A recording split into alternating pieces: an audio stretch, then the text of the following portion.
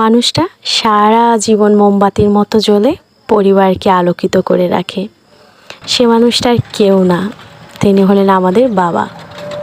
হ্যাঁ, বাবা নামটা হয়তো খুবই ছোট 2 অক্ষরের, কিন্তু এই 2 অক্ষরের শক্তি পুরো পৃথিবীর সমান।